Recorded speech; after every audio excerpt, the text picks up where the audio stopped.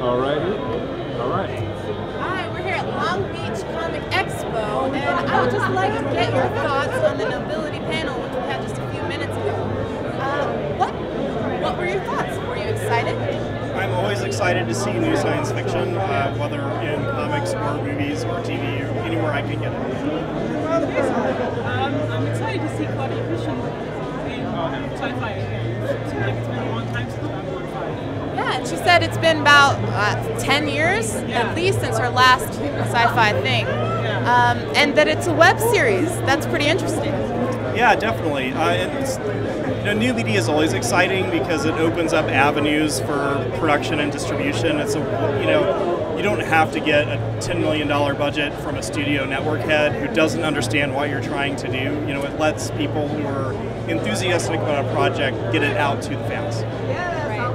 What do you think about that kind of fan involvement? Do you think it's a good thing, a bad thing? I think it's a double-edged sword, so hopefully the fans can restrain themselves from giving too much bad advice to the creators. Let the creators do their thing and tell their stories, but I think it's awesome that they want to listen to us. Yeah, because it's so sad when you have a show that you love, and because of a studio or some strange business reason it gets cut off. What are some of y'all's favorite shows?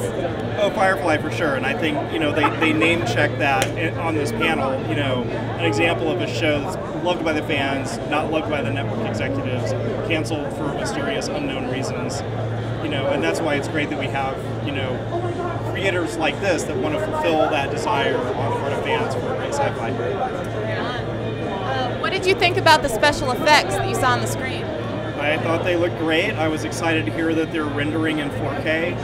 That's the one thing I was worried about is going cheap on the FX. So it's cool that the technology enables you to do effects at that level nowadays. We also went to the Pink 5 panel earlier today, and that's another example of a fan-created program where you can do visual effects now on a budget that looks better than stuff that big budget productions had 10 years ago. And I think that's really cool. After the panel, after hearing about us, would you be interested in donating anything? Yeah, we'll keep an eye on the Kickstarter for sure. There's always one of the prizes, I don't know what level it's at, but you could win a role on the show, which is exciting. Hello. Acting with Claudia Christian. Yeah. Her as well. So, what is something that bothers you about the way that web series or films are run? Is there anything that bothers you that we should try to avoid? I think the one thing that I thought of, because they actually addressed it in the panel, is the length and making sure that there is a solid arc over a short period of time. It's something that they do much better in Britain than they do here. And I think sci-fi could really especially benefit from it. So I'm really excited at the idea of small installments, but cohesive stories that can be released all at once. After that, it seems to me that that's a better way to tell a story than the networks would let you do, because they want to do one forever, or they just want to kill it, whichever. They want to capitalize on the sales, and so they push it and push It's all it. about the money, is not about the story. And this seems like it could actually be about the story, which would be a really nice change.